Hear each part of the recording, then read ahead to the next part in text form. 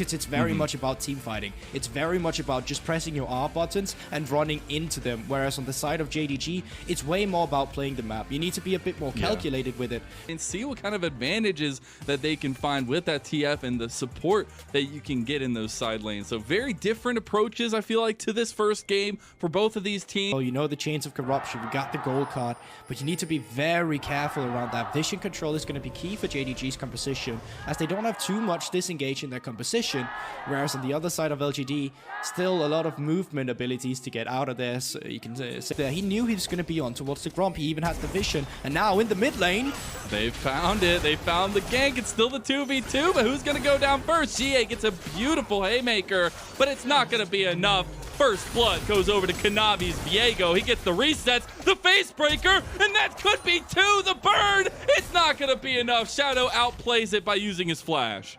Yeah, most definitely could. You can see every member is already making their way towards up there, but with Destiny Gate available, I don't think they can do much. I don't think Garvy's have much of a chance here. He's got 4 members on JDG. Just rack it up in the highlight reel. That's another kill for Kanavi. To play, they need to be careful. You can take a look on towards the minimap. Both supports are already roaming up. They both want to fight for this one. Garvey already took the fight. Kanavi has the flash. He gets Showstopper away from the fight, but Zoom has already killed Garvey, getting the needlework down. And yes, they do trade back. LGD do get their first kill, and it will go on to Kanavi, so a little bit of a shutdown there. But they take an overzealous play in front of the Rift Herald, and it's going to keep going. The Destiny's popped, and Shadow's in some trouble. He's behind the Rift Herald pit, and he just gets dragged down to the dirt by JDG.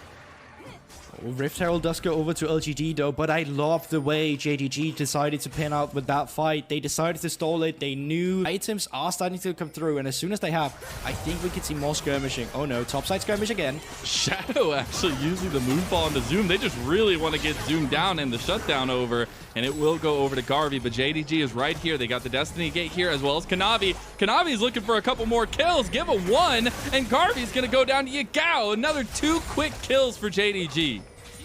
They keep far behind and sitting at 2,000 gold. Let's say you're still within striking distance of JDG as we're seeing a strike onto Yagao. The Solar Flare was used, but Kanavi is here to back him up. They're still committing onto Yagao, and that's a ton of damage. He finally goes down after all is said and done. Flash is coming out, and they also get Kanavi. LGD taking our words, bringing the team together, and picking up 2 quick kills. The Dragon started up. JDG are the first ones to really do some damage to it, getting about half health, so LGD want to commit here. The Destiny Gate is popped.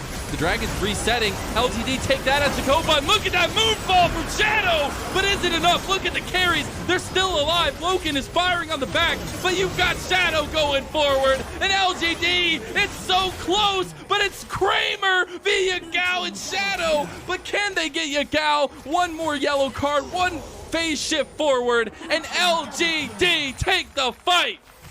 And going to be absolutely crucial because it allows yourself to just get in there in towards the enemy team without feeling too afraid of risking your life. So many spells off for everyone. They're just going to start. They got Lumao already out of the fight. That's one of the major engages, and the Chains of Corruption used out of Loken.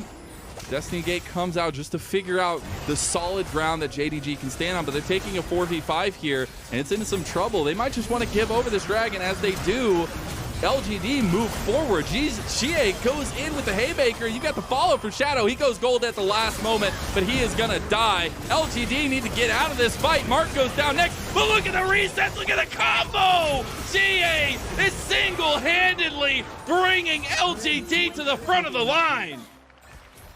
A position where they looked overconfident finds a great fight once again, and it starts with this pick on towards the Rakan. Really nicely done here from the side of Billy Zinn.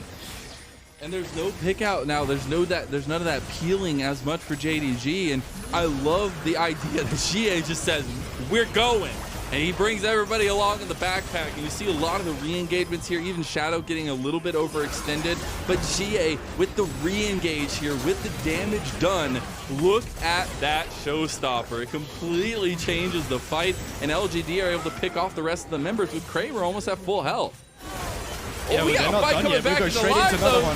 JDG didn't like what I was saying, but they do also lose a member. They're kind of trading down here, but they have found the advantage, and they will also find Xie. They get the shutdowns they needed, they get the gold influx they needed, and a triple kill for the 11-3 Zoom Gwyn.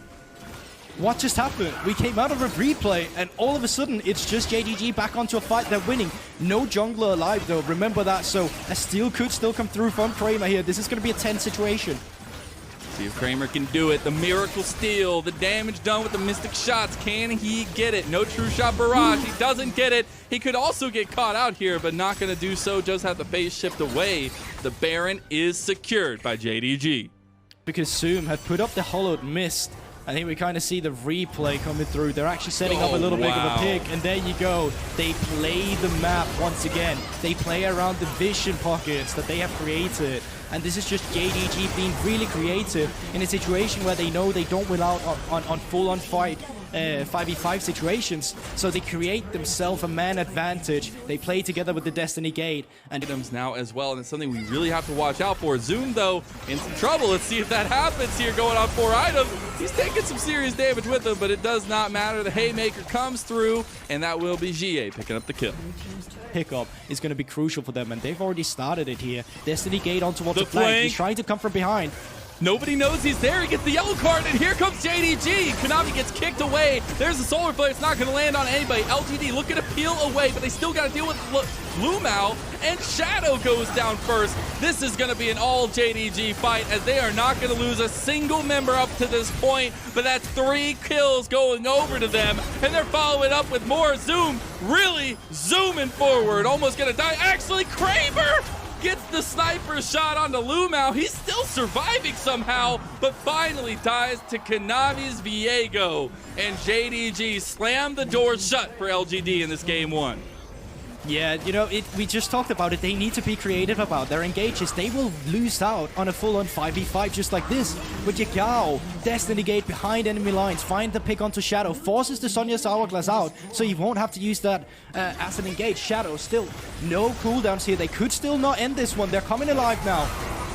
Tower going down. Moonfall's huge from Shadow, but he just gets eliminated off of Summoner's Rift. They're going to look for some KDA plays, but Loken and Yagao know where the true prize lies. GA's trying to make his dangest impression of a carry potential, but that's game number 1 going over to JDG. And we